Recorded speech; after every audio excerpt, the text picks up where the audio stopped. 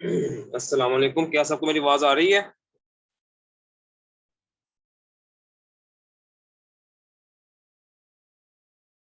अस्सलाम वालेकुम, क्या मेरी आवाज आ रही है सबको?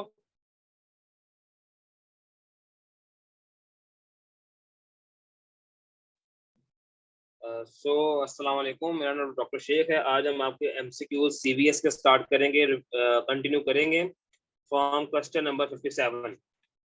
तो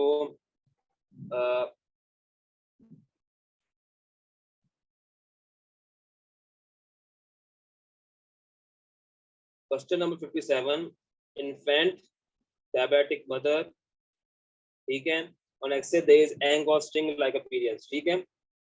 इस क्वेश्चन में से दो ही चीजें हैं।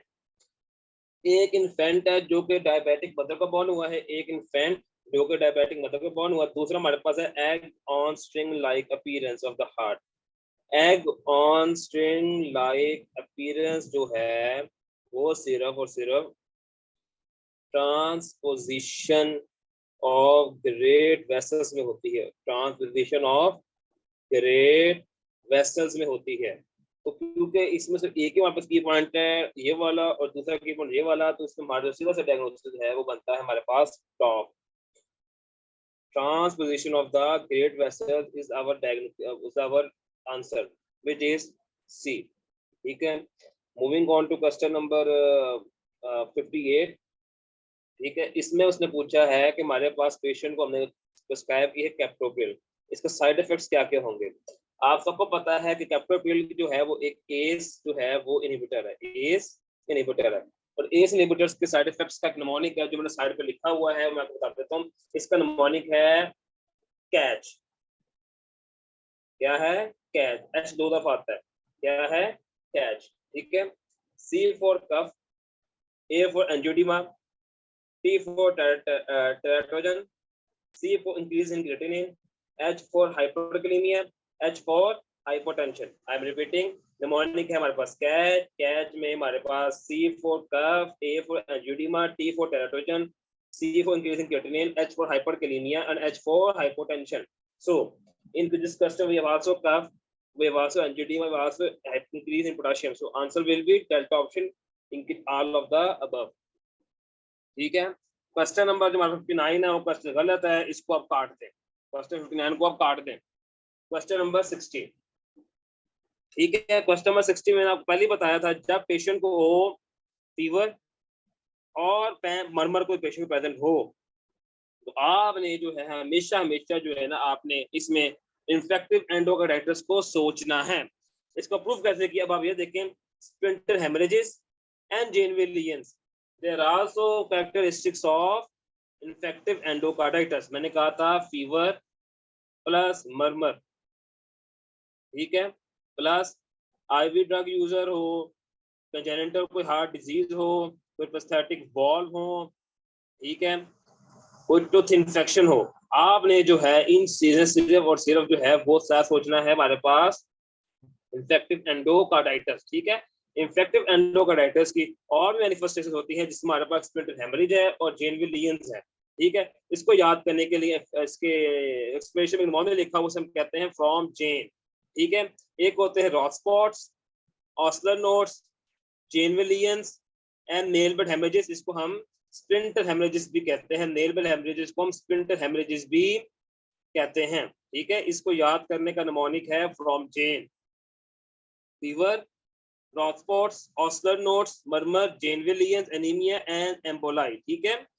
सो आपने पहले फीवर और मरमर आ गया तो आपने सोचा कि इन्फेक्टिव एंडोकार्डाइटिस। उसके बाद में कंफर्म कैसे किया, इस पेशेंट को स्प्लिंटर हेमरेजेस भी हैं और जेनविल लीजन्स भी हैं जो कि इन्फेक्टिव एंडोकार्डाइटिस की फाइंडिंग है। जैसे ये इस पे लिखा हुआ एक्सप्लेनेशन में इसके निमोनिक के अंदर Janeway lesions and nail bed haemorrhages को स्प्लिंटर हेमरेजेस भी कहते हैं, ठीक है। So the diagnosis will our be infective endocarditis, ठीक है। इन्फेक्टिव एंडोकार्डाइटिस की जो इन्वेस्टिगेशन चॉइस है ब्लड कल्चर है, ये मैंने आपको कल भी बताया था, ठीक है।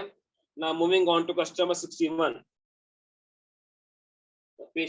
इसमें जो है हमारे पास जब भी हमारे पास कहते हैं कि रिदमियास का साथ जो हमारे पास जो है इसमें क्वेश्चन वो पेशेंट आया है dizziness, sweating, ECG is a prolonged PR interval followed by drop beat. Diagnosis will be, ठीक है।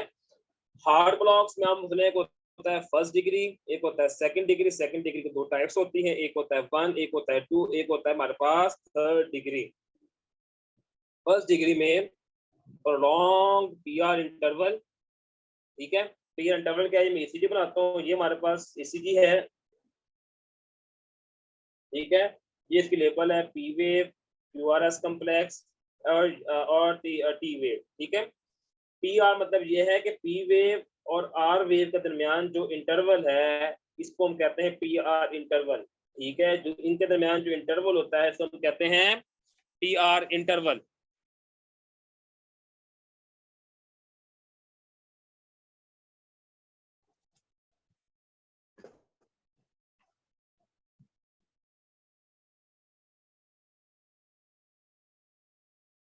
आवाज मेरी आ रही है आपकी, नहीं आ रही?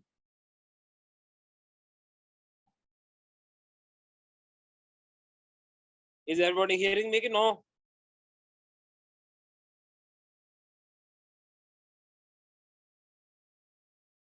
So I was just discussing about hard blocks.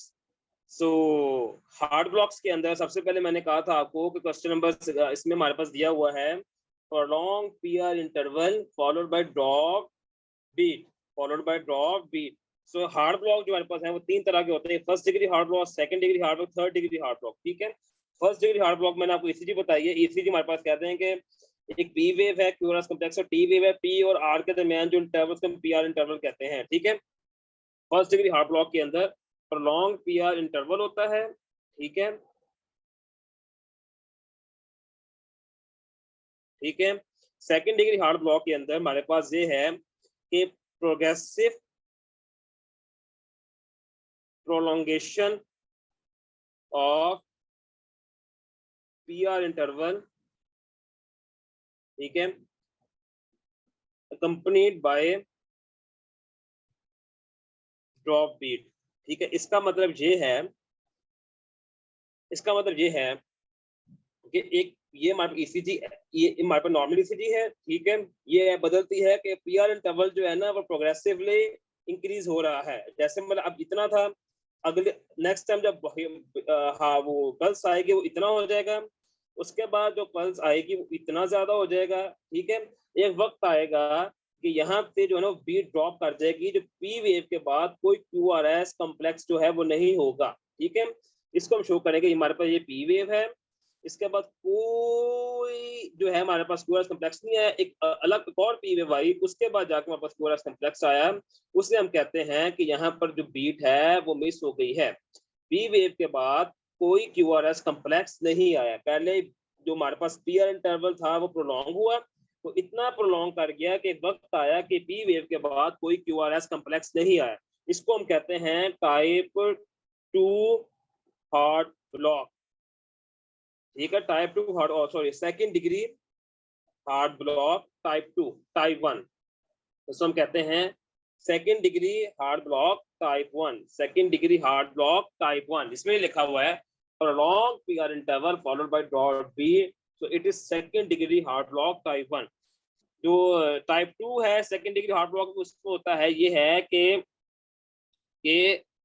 Sudden drop in QRS complex, ठीक है, sudden drop in QRS complex. इसका मतलब ये है कि अगर मैं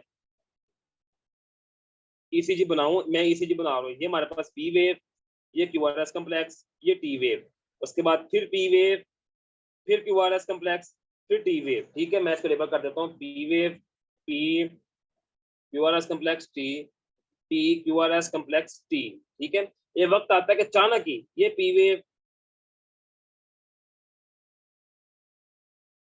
ये P वेव, ये QRS कम्प्लेक्स, ये P वेव आई, कोई QRS कम्प्लेक्स नहीं आया, फिर दोबारा P वेव आके हमारे पास जो है T वेव बन गई, ठीक है। देखें जो टाइप 1 में था उसमें जो PR इंटरवल था वो प्रोग्रेसिवली इन्वॉल्व होता था, इंक्रीज होता था टाइप 1 के अंदर। टाइप 2 में ऐसा कोई सीन नहीं है। टाइप 2 में ऐसा होता है कि ECG बिल्कुल नॉर्मल जा रही होती है, अचानक ही जो है ना एक बीट जो है ना वो ड्रॉप कर जाती है, उसे हम कहते हैं type 2, second degree heart block type 2। ठीक है, एक थर्ड डिग्री हार्ट ब्लॉक होता है, उसे हम कहते हैं कि एट्रिया और वेंट्रिकल में कोई कम्युनिकेशन नहीं है। इसका मतलब ये है कि ये ऐसे नोड हो, ये एवी नोड है, ऐसे नोड, एवी नोड, ठीक है, आगे हमारे पास बंडल ऑफ फिल्स, आगे कोलेजन फाइबर्स, यहाँ से ऐसे नोड से एवी नोड से जो इंपल्स है वो पास ही नहीं कर रही, ऐसे नोड से इंपल्स आती है एवी नोड में आगे जाती है, ऐसे नोड से एवी नोड इंपल्स है वो आगे पास ही नहीं कर रही। तो एट्रिया जो है वो अपना कंट्रैक्ट कर रहे हैं और वेंट्रिकल जो है वो अपना कंट्रैक्ट कर रहे हैं। दे आर कंप्लीटली डिसोसिएट, वो एक दूसरे से बिल्कुल ही डिसोसिएट कर गए हैं, उनमें कोई रिदमिसिटी नहीं है, इससे हम कहते हैं थर्ड डिग्री हार्ट ब्लॉक। ठीक है, सो ये हमारे पास हार्ट ब्लॉक थे, इनको मैंने आपको रिवाइज करवा दिया। ठीक है, नेक्स्ट क्वेश्चन नंबर जो है हमारे पास है 45 क्वेश्चन के अंदर आप ये देखें कि इसने कहा हुआ है कि पेशेंट विद चेस्ट पेन डिजन palpitation on examination tachycardic and there is regular R2R interval diagnosis। R2R interval diagnosis simple सा क्वेश्चन है, उस ये देखें रिदमिया का डायग्नोसिस के लिए हमें दो चीजें चाहिए। ठीक है, एक चाहिए रेट, एक चाहिए रिदम। ठीक है, abnormality इन रेट हो, कोई रेट में abnormality हो और रिदम और बोथ, इसको कहते हैं हम एरिथमियाज। ठीक है, इसका मतलब ये या रेट भी abnormal हो या रिदम abnormal हो या दोनों abnormal हो और बोथ, इस चीज को हम कहते हैं एरिथमिया। ठीक है, अब रेट जो हमारे पास हार्ट का है वो होता है 60 से 100 तक। ठीक है, अगर 60 से डिक्रीज हो उसे कहते हैं ब्रेडिकार्डिया और 100 से इंक्रीज हो उसे कहते हैं टैकीकार्डिया। और इरेगुलर R2 इंटरवल का मतलब है कि हमारे पास रिदम वो ठीक नहीं है, तो इसका आंसर क्या बना पास चार्ली, एरिथमिया। मैं रिपीट करता हूं कि एरिथमिया को हम कहते हैं एब्नॉर्मलिटी इन रेट और रिदम और बोथ, इसे हम कहते हैं एरिथमिया। 100 से लेकर 60 तक जो रेट नॉर्मल होता है, 60 से कम हो से कहते हैं ब्रेडिकार्डिया, 100 से ज्यादा हो से कहते हैं टैकीकार्डिया। और रिदम जो है इसे कहा कि इरेगुलर R2 इंटरवल को हम कहते हैं रिदम जो है वो इरेगुलर है, नाम से पता लग रहा है। जिसका जो आंसर बना हमारे पास क्या बना, एरिथमिया 62 का Charlie. Now move on to question number 63। ठीक है, सो क्वेश्चन नंबर 63 में ये है कि हमारे पास जो उसने कहा है कि रीइंफार्क्शन को डिटेक्ट करने के कौन से होते हैं। आपको पता है कि हार्ट एमआई के दो जो मेजर जो है हमारे पास टिश्यू मार्कर्स वो है ट्रोपोनिन और CKM बीटा। ठीक है, ट्रोपोनिन जो है वो मेजर है, वो हमारे पास जो प्रेफरेबल है, लेकिन इसका मसला ये है कि 10 दिन बाद जॉर्कल ये जो है वो नॉर्मल होता है, 10 डेज में ये नॉर्मल होता है। तो इससे हम जो है वो रीइंफार्क्शन को डिटेक्ट नहीं कर सकते, इससे हम रीइंफार्क्शन को डिटेक्ट नहीं कर सकते, हम ट्रोपोनिन से रीइंफार्क्शन डिटेक्ट नहीं कर सकते, इससे नहीं कर सकते ओके 10 डेज में जाके ये पेशेंट नॉर्मल होता है। जो CKM बीटा है वो 2 to 3 डेज में जाके वो नॉर्मल हो जाता है, इसके लिए इससे हम जो है रीइंफार्क्शन को डिटेक्ट कर सकते हैं। क्योंकि CKM बीटा 2 से 3 दिन में जाकर नॉर्मल होता है, इसलिए हम CKM बीटा से रीइंफार्क्शन डिटेक्ट कर सकते हैं, इसलिए हमारा आंसर बना ये चार्ली।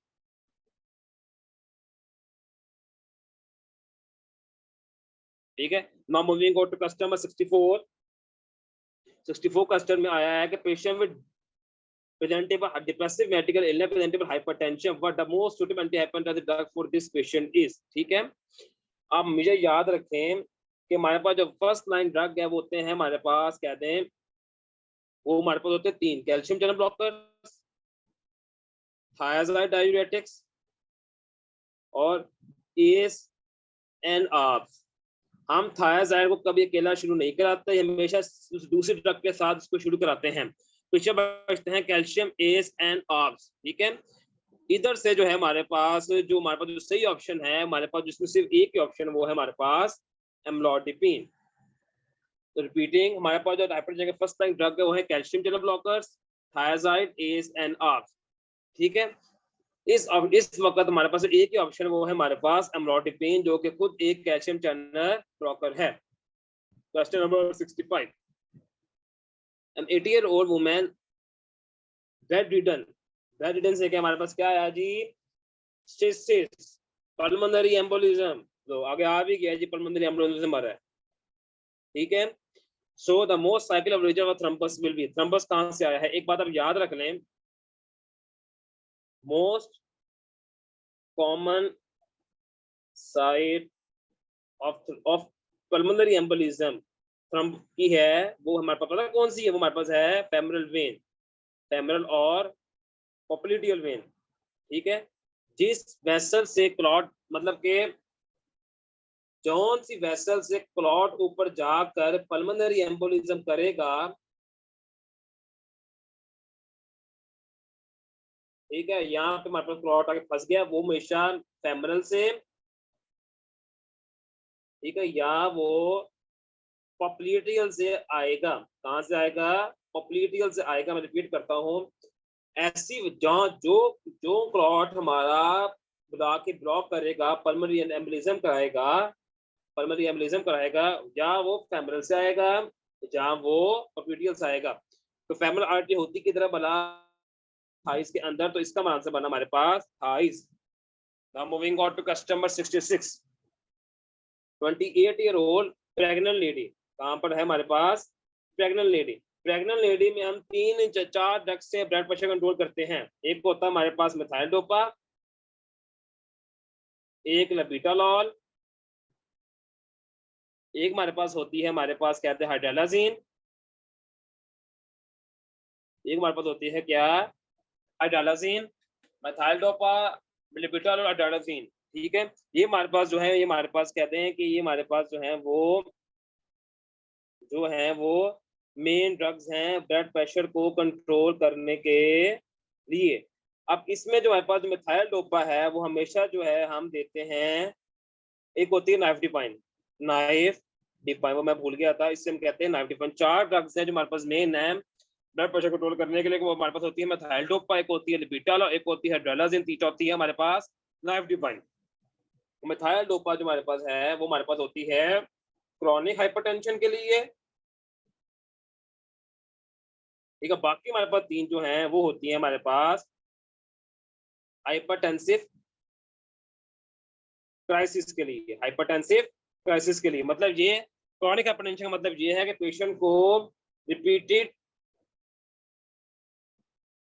हाइपरटेंशन है, ठीक है। हाइपरटेंशन क्राइसिस का मतलब पता ही है कि एक स्पेसिफिक रेंज से अगर ब्लड प्रेशर ऊपर चले जाए, उसे हम कहते हैं हाइपरटेंसिव क्राइसिस।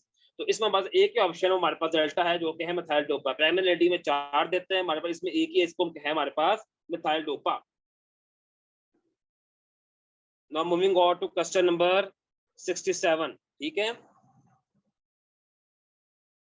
उसने हमारे पास कहा है कि हमारे पास जो है ना ट्रेडमिल पर एक्सरसाइज करते हार्ट रेट जो हमारे पास डबल हो गया है, तो कार्डिक साइकिल टाइम कितना होगा। आप सबको याद आने के लिए, कार्डिक साइकिल का जो नॉर्मल टाइम है वो होता है हमारे पास 0.8 सेकेंड्स। कितना होता है, 0.8 सेकेंड्स, ठीक है। अब हमारे पास ये सीन है कि 1 सेकेंड में जितनी बीट्स होंगी, ठीक है, 1 सेकेंड में जितनी बीट्स होंगी उसको हम डिवाइड, 1 सेकेंड में जितनी बीट्स होगी उसको अगर हम 1 सेकेंड पे डिवाइड करें, ठीक है, तो हमारे पास जो टोटल टाइम आएगा वो 1 बीट का आएगा, जो कि कार्डिक साइकिल का टाइम है, ठीक है। सो अगर हमारा हार्ट रेट अगर 80 था पहले, कि 1 को हम 80 से डिवाइड करें, तो हमारे पास जो बनता है वो आता है हमारे पास 0.8 सेकेंड्स। का मतलब है कि 1 बीट का जो टाइम है हमारे पास आया है, कितना आया है, 0.8 सेकेंड्स। तो अगर हमारा हार्ट रेट सपोज डबल हो जाए, 160 हो जाए, तो हमारे पास क्या हो जाएगा, ये आधा हो जाएगा, तो कहेंगे 0.4। इफ हार्ट रेट डबल्स, ठीक है, जो ड्यूरेशन ऑफ कार्डिक साइकिल है वो क्या हो जाएगी, हाफ, क्या हो जाएगी, हाफ। तो 0.8 सेकेंड हमारे पास नॉर्मल है, अगर डबल करें तो उसका आधा कितना हो जाएगा, 0.4। तो इसका हमारे पास ऑप्शन बनेगा बीटा। मैं रिपीट करता हूँ, कार्डिक साइकिल का जो नॉर्मल टाइम है वो हमारे पास कितना है, 0.8 सेकेंड्स, ठीक है। 1 सेकंड के अंदर जितने हम वो पल्स को डिवाइड करें, तो हमारे पास एक कार्डिक साइकिल का टाइम आएगा, हमारे पास है 0.8। कैसे, 1 डिवाइडेड बाय 80 बीट्स हो, तो आंसर है हमारे पास 0.8। अगर हम हार्ट रेट को डबल कर दें, सपोज 160 हो गया, तो 1 बाय डिवाइडेड बाय 160 आंसर आएगा 0.4, ठीक है। क्या आएगा आंसर, 0.4, ठीक है। So if heart rate doubles duration of cardiac cycle become half. तो इसका आंसर हमारे पास बना 0.04 सेकेंड्स। ठीक है, now moving on to question number 67। ठीक है, अब क्वेश्चन नंबर इसमें कहता है कि पेनिसिलिन हमारे पास जो पेशेंट को दी है, उसके बाद उसको weakness, difficulty in breathing, blood pressure is very low. ठीक है, the patient should be admitted immediately. क्या, अब याद रख लें, पेनिसिलिन देने के बाद अगर पेशेंट को एनाफाइलैक्सिस हो जाती है, पेशेंट को क्या हो सकती है, एनाफाइलैक्सिस। पेनिसिलिन देने के बाद अगर पेशेंट को हाइपोटेंशन, वाइटली पेशेंट इंस्टेबल हो जाए, वाइटली पेशेंट अनस्टेबल हो जाए, पेनिसिलिन देने के बाद अगर पेशेंट वाइटली अनस्टेबल हो जाए, आप में सोचना पेशेंट को क्या हो गई है, एनाफाइलैक्सिस। पेशेंट को क्या हो गई है, एनाफाइलैक्सिस। ठीक है, मैं दोबारा रिपीट करता हूं, पेनिसिलिन देने के बाद अगर पेशेंट को वाइटली अनस्टेबल हो गया है, तो पेशेंट को हो गई है एनाफाइलैक्सिस। एनाफाइलैक्सिस का जो फर्स्ट लाइन ट्रीटमेंट है वो है हमारे पास एपिनेफ्रीन। एपिनेफ्रीन जो हमारे पास है वो है हमारे पास फर्स्ट लाइन ट्रीटमेंट। ठीक है, तो एपिनेफ्रीन को हम एड्रेनालिन भी कहते हैं, सबको बताइए, एपिनेफ्रीन को हम एड्रेनालिन भी कहते हैं, तो इसका आंसर हमारे पास एड्रेनालिन। ठीक है, now moving on to question number 68। 20-year-old male present to emergency palpitation and apprehension, examination feeble pulse, जो हमारे पास पेशेंट जो है हमारे पास हेमोडायनामिकली इंस्टेबल है और narrow complex tachycardia, what will be the best treatment option. ठीक है, दो चीजें हैं, पेशेंट को एरिथमिया हो, ठीक है, और दो तरह को हो, नैरो कम्प्लेक्स, ब्रॉड कम्प्लेक्स। इसका मतलब पता क्या है, इसका मतलब भी समझाता हूँ। ये हमारे पास जो है वो है क्यूआरएस इंटरवल। ठीक है, क्यूआरएस इंटरवल में सेपरेट बनाऊं अगर, तो इसकी जो ड्यूरेशन है वो पतला हो जाए, पहले ऐसे था अब बिल्कुल सुकर जाए, उससे हम कहते हैं नैरो कम्प्लेक्स। ठीक है, अगर ये फैल जाए उससे हम कहते हैं, जैसे अभी ऐसे हो गया, उससे कहते हैं ब्रॉड कम्प्लेक्स। इधर दो तरह के, narrow complex, broad complex. Narrow complex को हम कहते हैं, नैरो कम्प्लेक्स को हम कहते हैं सुप्रावेंट्रिकुलर, सुप्रावेंट्रिकुलर, और ब्रॉड कम्प्लेक्स को हम कहते हैं क्या, इसको हम कहते हैं वेंट्रिकुलर, वेंट्रिकुलर। ठीक है, नैरो कम्प्लेक्स को हम कहते हैं सुप्रावेंट्रिकुलर, ब्रॉड कम्प्लेक्स को हम कहते हैं वेंट्रिकुलर। एक चीज हमें ये देखनी थी। दूसरी चीज ये देखनी थी कि पेशेंट अगर एरिथमिया के साथ स्टेबल कंडीशन में हो, स्टेबल कंडीशन में हो और उसको एसवीटी हो, तो उसको हम देंगे एडिनोसिन। क्या देंगे, एडिनोसिन। अगर पेशेंट एरिथमिया जो है अनस्टेबल कंडीशन में हो, अनस्टेबल एरिथमिया को हमेशा देंगे सिंक्रोनाइज्ड कार्डियोवर्जन। ठीक है, मैं रिपीट कर रहा हूं कि अगर एरिथमिया जो है वो स्टेबल है और एसवीटी है, उसको हम देंगे एडिनोसिन, और अगर एरिथमिया जो है अनस्टेबल है उसको हम देंगे सिंक्रोनाइज्ड कार्डियोवर्जन। तो इस क्वेश्चन का जो आंसर है वो गलत है, वो सारे ठीक कर लें। इसका जो आंसर बनता है वो बनता है हमारे पास चार्ली, कार्डियोवर्जन, क्योंकि पेशेंट जो है वो क्या है, हेमोडायनामिकली अनस्टेबल है, और इसका जो है ईसीजी नैरो कम्प्लेक्स आ रही है, ये एसपीटी हो गया। एसपीटी के बाद पेशेंट जो है हमारे पास हेमोडायनामिकली जो है वो अनस्टेबल है। अनस्टेबल पेशेंट को हमेशा हम सिंक्रोनाइज्ड कार्डियोवर्जन देते हैं। तो इसका जो आंसर वो चार्ली है, आंसर गलत है, इसको आप ठीक कर लें। If ejection fraction increases, therefore will decrease in end systolic volume। इसको कल डिटेल से डिस्कस कर चुके हैं, आज हम इसको मजीद डिस्कस नहीं करेंगे। ठीक है, what is the most common cause of death in rheumatic fever. ठीक है, इसका जो आंसर है वो है हमारे पास एंडोकार्डाइटिस। एंडोकार्डाइटिस जो ऑप्शन गलत है, इसको आप जो है वो ठीक कर ले। इसका आंसर हमारे पास बनता है एंडोकार्डाइटिस। इसको आप ठीक कर लें। ये रट्टे वाला सवाल है। What is the most common cause of rheumatic fever? Endocarditis. इसकी लॉजिक मैं आपको बता देता हूँ, ठीक है। रिमेटिक फीवर जो है, रिमेटिक फीवर में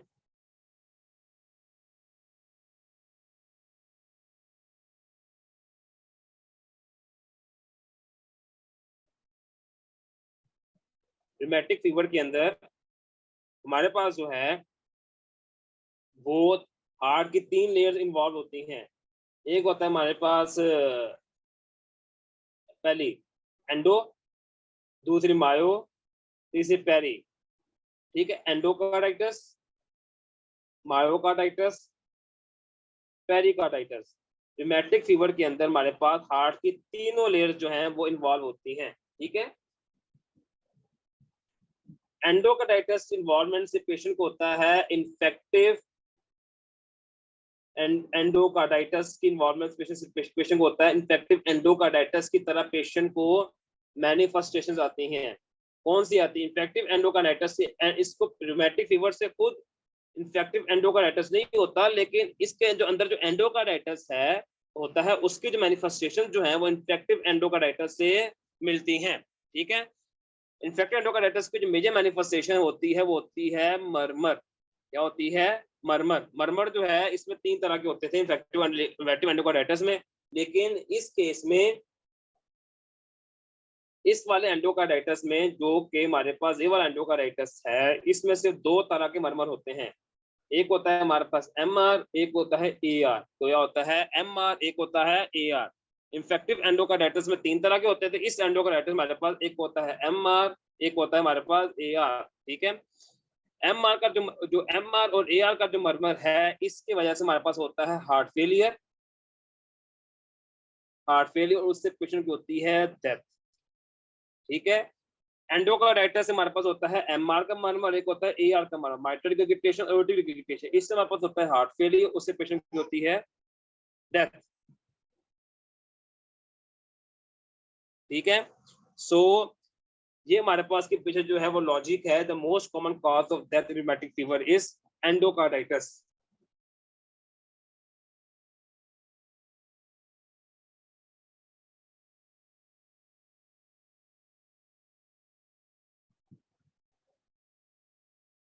now moving on to question number 71, ठीक है।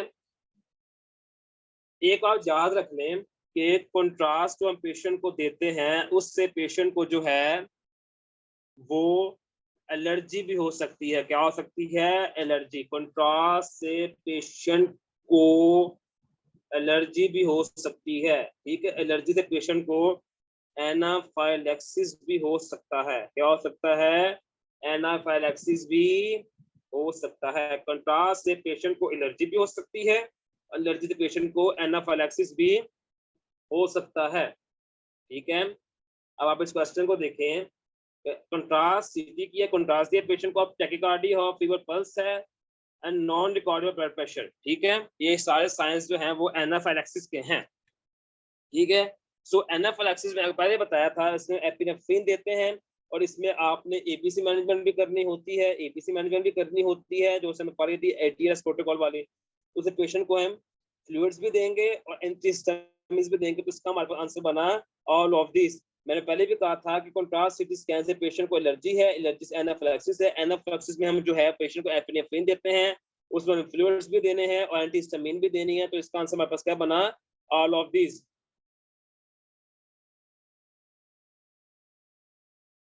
ठीक है। Now moving on to question number 72, collapsing pulse. Collapsing pulse जो है वो आपने याद रखना। आपके लेवल पर कोलैप्सिंग पल्स में सिर्फ 4 डिजीज में आपको याद होनी चाहिए। सिर्फ 4 डिजीज के अंदर से होती है, वो सबके आपने से 4 याद रखनी है। कौन कौन सी याद रखनी है? सबसे पहले आपने याद रखनी है एओर्टिक रिगिटेशन,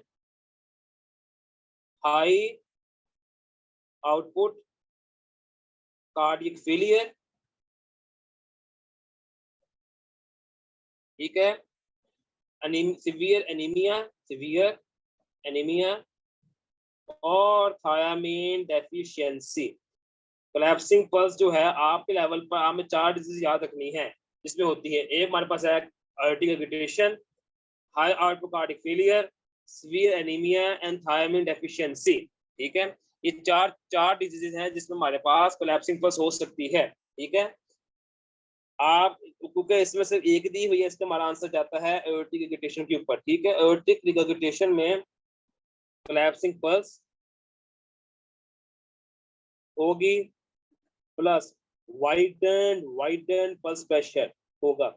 आपने ये चीज हमेशा याद रखनी है कि एओर्टिक रिगर्जिटेशन में हमेशा वाइडन पल्स प्रेशर होगा, कोलैप्सिंग पल्स होगी और मरमर होगा एआर का, डायस्टोलिक मरमर होगा सेकंड राइट इंटरकॉस्टल स्पेस के अंदर। एओर्टिक रिगर्जिटेशन के तीन फीचर्स जो हमें याद रखने हैं वो हमारे पास होंगे collapsing pulse, widened pulse pressure and murmur, diastolic murmur होगा सेकंड राइट इंटरकॉस्टल स्पेस के अंदर। सो हेयर कोलैप्सिंग पल्स में से हमारे पास एक ही ऑप्शन हमारे पास कौन सा है, aortic regurgitation. Now moving on to question number 73। Tachycardia is a feature of cardiac arrhythmia. इसमें आपको पहले बता सकता हूँ, इसमें जो है हम आगे इसको डिस्कस नहीं करेंगे।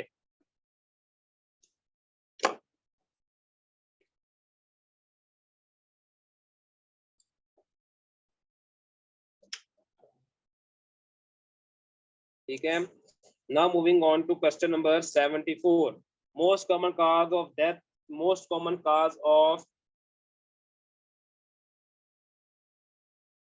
cause of death in diabetes। Diabetes का जो most common cause of death है हमारे पास जो है वो कार्डियोवास्कुलर इंसिडेंट्स है, जिसमें हमारे पास एमआई है और स्ट्रोक है। क्या है, एमआई और स्ट्रोक है। सो कॉज ऑफ डेथ हमारे पास कार्डियोवास्कुलर जो है वो एक्सीडेंट है, जिसमें हमारे पास एमआई और स्ट्रोक है। सो इसका आंसर बना हमारे पास Charlie. Now moving on to question number 75। ठीक है, हमारे पास पेशेंट कह रहा है कि डायबिटिक पेशेंट है, चेस्ट पेन के साथ आया है, but which of the following ECG find is the most common suitable for MI diagnosis. ST segment elevation, ST segment elevation in ECG, याद रख लें, asterisk segment elevation in ECG is always MI until proven otherwise in case of chest pain। ये बात आप याद रख लें, ST segment elevation in ECG is always MI until proven otherwise in case of chest pain। इसका मतलब ये है कि जब भी पेशेंट चेस्ट पेन के साथ आएगा, आपने उसके ECG की और ECG के अंदर ST सेगमेंट एलिवेशन आ गई, इसका मतलब पेशेंट को MI है। अनटिल प्रूवन अदरवाइज इसका मतलब ये है कि आप बाकी टेस्ट कर MI को रूल आउट ना कर दें। ST सेगमेंट एलिवेशन हमेशा MI को इंडिकेट करेगा ECG में चेस्ट पेन के कंडीशन के अंदर। ठीक है, तो इसका डायग्नोसिस बना ST सेगमेंट एलिवेशन।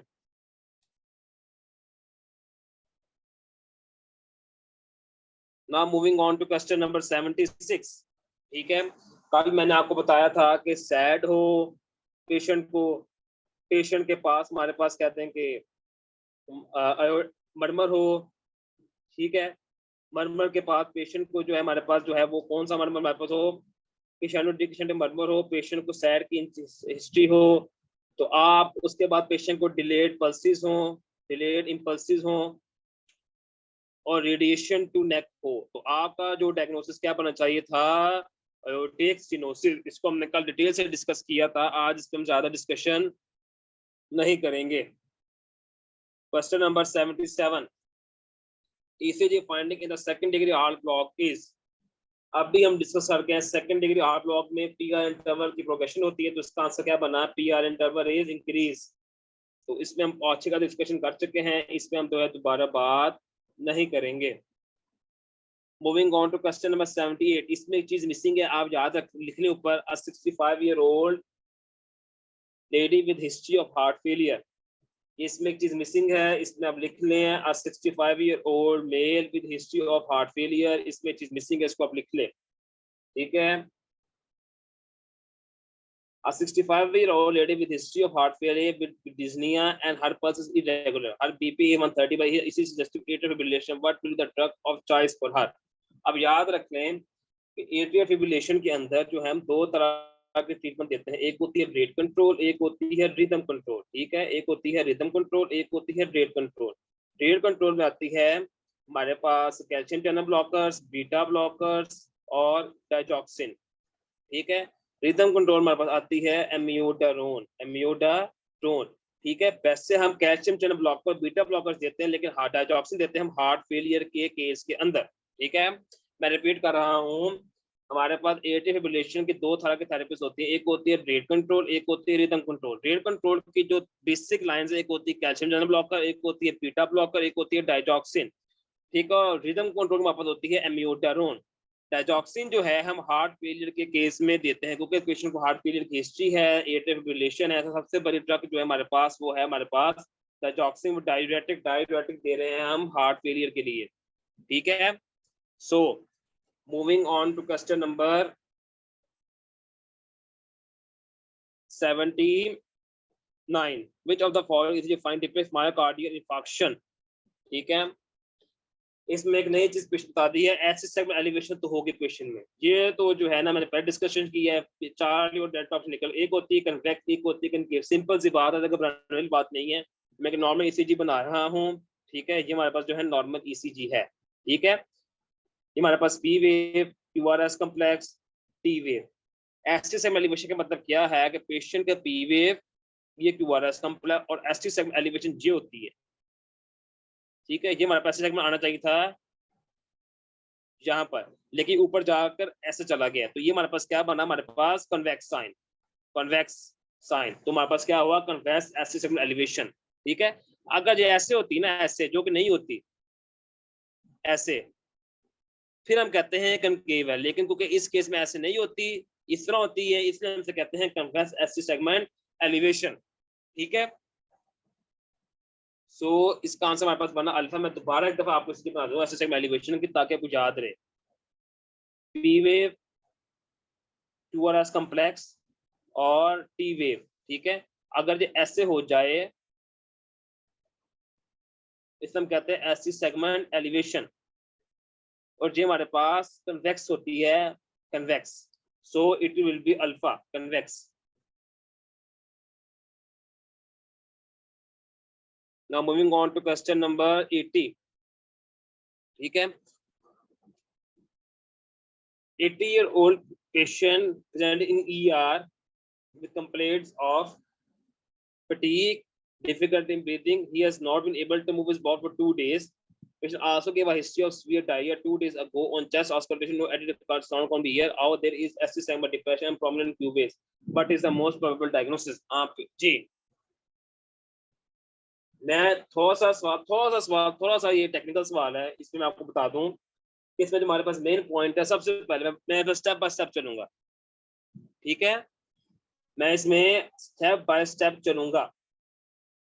इसमें आप पहले देखें डायरिया की हिस्ट्री है, 2 दिन से सीवियर डायरिया। ठीक है, सीवियर डायरिया हो तो उसमें हमारे पास जो मोस्ट कॉमन आती है वो आती है इलेक्ट्रोलाइट अब्नॉर्मैलिटीज। कौन कौन सी आती है हमारे पास, एक आती है decrease in sodium and decrease in potassium, decrease in potassium. ये दो हमारे पास जो मेन है वो आती है स्फीयर डायग्राम में, होती है इलेक्ट्रोलाइट एब्नॉर्मैलिटीज। एक होती है डिक्रीज इन सोडियम, दूसरी होती है डिक्रीज इन पोटाशियम। ठीक है, अब पोटाशियम के कम होने से क्या क्या होगा, पेशेंट को जो है ना, वो एक तरह से पेशेंट को होगा पैरालिसिस। क्या होगा, पैरालिसिस और डिक्रीज इन बाउल मूवमेंट्स और ईसीजी चेंजेस। ईसीजी चेंजेस मैं आपको बाद में बताता हूँ, पहले मैं आपको बता दूं कि डायरिया की वजह से पेशेंट को हुआ हाइपोकैलेमिया। ठीक है, हाइपोकैलेमिया। ठीक है, हाइपोकैलेमिया से पेशेंट को हुआ paralysis, decrease in bowel movement और ईसीजी चेंजेस। ठीक है, ये 3 चीजें हमारे पास होती है हाइपोकैलेमिया के केस में। ठीक है, पैरालिसिस मैनिफेस्ट किया डिफिकल्टी इन ब्रीदिंग के केस में, और उसको not able to move with bowel for 2 days, उसको 2 दिन से कॉन्स्टिपेशन है और उसको ईसी चेंजेस आई हैं। ये जो हमारे पास जो है ये हमारे पास इंडिकेट करता है पेशेंट को क्या हो गया है, हमारे पास हाइपोकैलेमिया। ठीक है, हाइपोकैलेमिया, मैं रिपीट कर देता हूँ इस चीज को।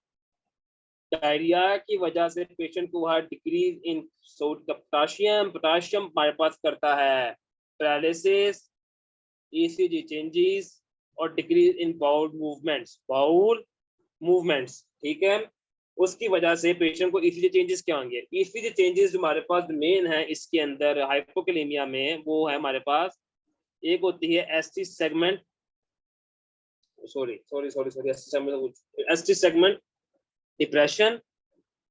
एसटी सेगमेंट डिप्रेशन होता है पेशेंट में। टी वेव फ्लैटनिंग और prominent U wave. ECG changes जो है हमारे पास वो हाइपोकैलेमिया केस में 3 तरह की होती हैं। एक होती है हमारे पास एसटी सेगमेंट डिप्रेशन, एक होती है टी वेव फ्लैटनिंग, एक होती है प्रोमिनेंट यू वेव्स। ठीक है, प्रोमिनेंट यू वेव्स। ठीक है, so what are prominent U wave? U wave basically ये है हमारे पास एसीजी है, ये टी वेव है, पी क्यूआरएस कॉम्प्लेक्स और टी। इसके बाद जो वेव आए हल्की सी, वो ऐसे होती है, ऐसे, उसे हम कहते हैं यू वेव। टी वेव के बाद जो वेव आया इस तरह की, उसे हम कहते हैं यू वेव। ठीक है, सो इसी चेंजेस हमारे पास ये वाली हों, मैं आगे भी लिखी हुई है, इसमें लिखी है, देखें, T wave flattening, acid segment depression, presence of you waves, they always indicate hypokalemia. So this answer will be hypokalemia, Charlie option. ठीक है, now moving on to question number 81. A 7-year-old boy with history of intermittent fevers, migratory joint pain, weight loss. Patient को क्या हुई है? Streptococcal pharyngitis. ठीक है, with complaints about on 4 days the workup revealed acute rheumatic fever patient को हो गया है with severe mitral aortic valve regurgitation। ये पहले मैं आपको बता चुका हूँ क्यों होता है। पेशेंट को पेनिसिलिन और कॉर्टिकोस्टेरॉइड्स ट्रीट किया, लेकिन पेशेंट जो है फौरन उसकी डेथ हो गई। तो कॉज क्या होगी पेशेंट की डेथ की? ये मैं पहले ही आपको सारा बता चुका हूँ। इसकी कॉज हमारे पास होगी endocarditis lead to valve dysfunction and heart failure. इसको मैं डिटेल से पहले डिस्क्राइब कर चुका हूँ पहले क्वेश्चन के अंदर, जहां पे इसको मैं इतना डिटेल से डिस्क्राइब नहीं करूंगा। ठीक है, now move on to question number 87। 87 के अंदर जो हमारे पास आईजीए जो लाइन थी, आईजीई पॉजिटिव वाली, इसको काट दें, ये लाइन गलत है, ये लाइन मिसलीडिंग है, इसको काट दें। 27-year-old young man presenting the OPD with 39 degree centigrade fever, dyspnea, cough, wheezing and left side chest pain। ठीक है, आप इस दे तक देखें कि पेशेंट को यहाँ पर पहले इस जहां तक गौर करें, पहले इस क्वेश्चन को यहाँ तक गौर करें, आगे जो है ना, अब आगे से गौर ना करें। पेशेंट को मैंने आपको जो रस्मों के सवाल बताए थे कि फीवर हो पेशेंट को, कफ और चेस्ट पेन हो पेशेंट को, तो हमें पेशेंट की तरफ जाना है निमोनिया की तरफ। किधर जाना है? नमूनिया की तरफ। ठीक है, ये लाइन यहाँ तक इंडिकेट कर रही है पेशेंट को क्या है हमारे पास? नमूनिया। ठीक है, क्या है हमारे पास? पेशेंट को नमूनिया। आगे देखें, वायरल इन्फेक्शन पेशेंट को सस्पेक्ट कर रहे हैं, तो इसका मतलब क्या सा हमारे पास हुआ? वायरल नमूनिया। पेशेंट को हमारे पास क्या हुआ? Viral pneumonia. ठीक है, इन्फ्लुएंजा का एंटीजन पॉजिटिव भी आ गया, ठीक हो गया, आपने पता लग ही undergoing cardiac elevated cardiac enzymes हो पेशेंट को, blood and sputum culture negative है, physical examination reveals sinus tachycardia, global hypokinesis and ejection fraction 40%। इसका मतलब क्या हुआ? इसका मतलब ये हुआ कि लेफ्ट वेंट्रिकल के अंदर जो है वो इस हाइपोकाइनेटिक प्लस इजेक्शन फ्रैक्शन भी क्या हो गई है? वो गिर गई है। इजेक्शन फ्रैक्शन भी क्या कर गई है? गिर गई है। ठीक है, ये इंडिकेट करते हैं पेशेंट को हो गया हमारे पास हार्ट फेलियर। ठीक है, जब भी आपको इकोकार्डियोग्राम पर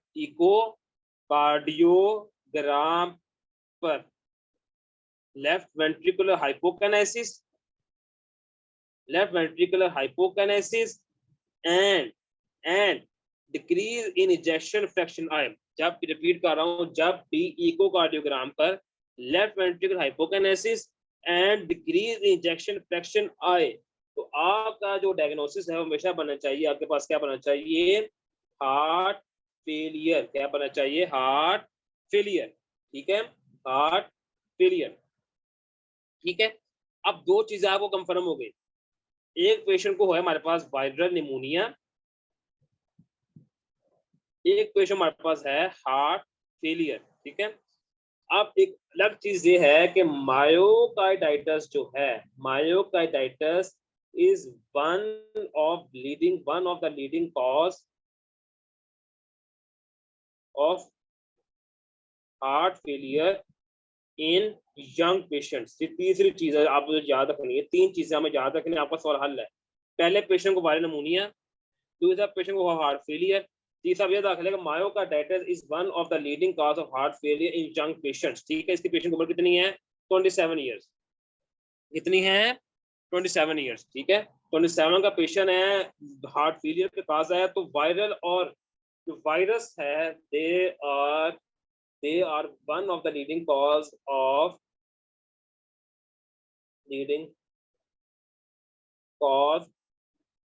मायोकार्डाइटिस। ठीक है, मायोकार्डाइटिस। अब मैं एक फ्लो चार्ट बनाऊंगा जिससे आपको पूरा सवाल क्लियर हो जाएगा। ठीक है, ये देखें, पेशेंट को हुआ वायरल निमोनिया, वायरल निमोनिया, उससे पेशेंट को हुआ मायोकार्डाइटिस, उससे पेशेंट को हुआ मायोकार्डाइटिस, फिर उससे पेशेंट को हुआ हार्ट फेलियर। वायरल निमोनिया ने किया मायोकार्डाइटिस, मायोकार्डाइटिस पेशेंट को हुआ हार्ट फेलियर। ठीक है, क्या हुआ, हार्ट फेलियर। सो इसका डायग्नोसिस हमारे पास बना, क्या बना, मायोकार्डाइटिस। ठीक है, now moving on to question number 83। ठीक है, इसमें भी ये गलती है, इसको विद आ से लेके यहाँ से लेके यहाँ तक काट दे, ये गलत लिखा हुआ है, ये काट दें आप। ठीक है, a 45-year-old female came to OPD with a complaint of exertional cyanosis and recurrent respiratory tract infections. ठीक है, पेशेंट को palpitation history in early teen age. ठीक है, and last year she had a stroke. ठीक है, on physical examination she has totally irregular heart sound. ठीक है, with a diastolic moment at the apex. ठीक है, the liver was enlarged below the costal marble was non-tender. There is slightly ankle edema. ठीक है, the patient were lungs were normal on physical findings. ठीक है, मैं आपको जो एक पूरी क्वेश्चन समझाने लगा हूँ, ये क्वेश्चन बहुत इंपॉर्टेंट है, इसको याद रख लें, इसमें 2-3 मिनट लगाऊंगा इसको आपको समझाने में। ठीक है, हमारे पास जो माइट्रल स्टेनोसिस होती है, माइट्रल स्टेनोसिस, ठीक है, वो क्या होती है, बेसिकली वो ये होती है, ये पेशेंट का जो है हमारे पास, मैं हार्ट बना रहा हूँ। ठीक है, ठीक है, ये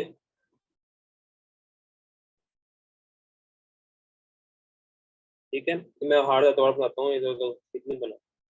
ठीक है,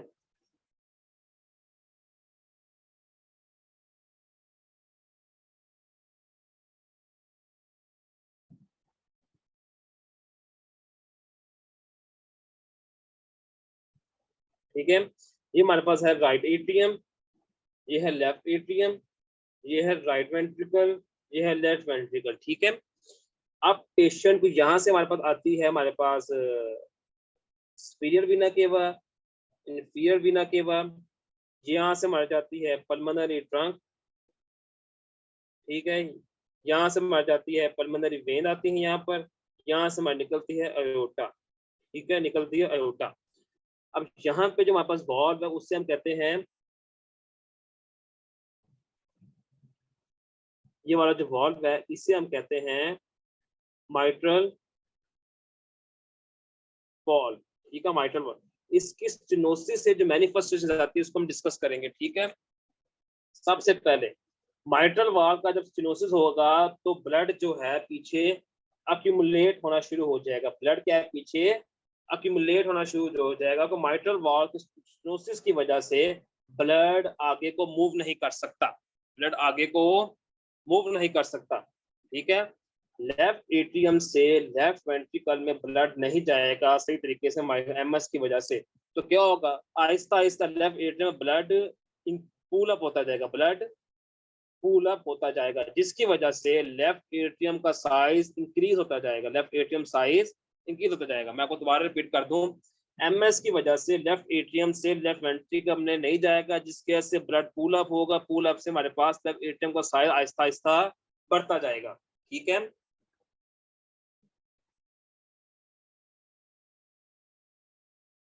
ठीक है।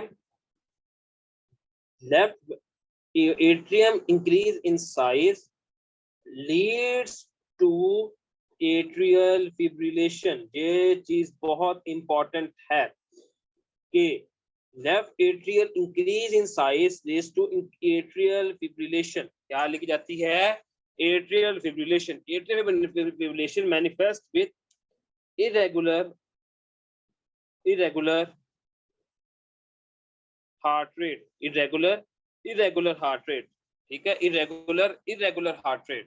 ठीक है, left atrium increase in size leads to atrial fibrillation that manifests irregular heart rate. ठीक है, so that means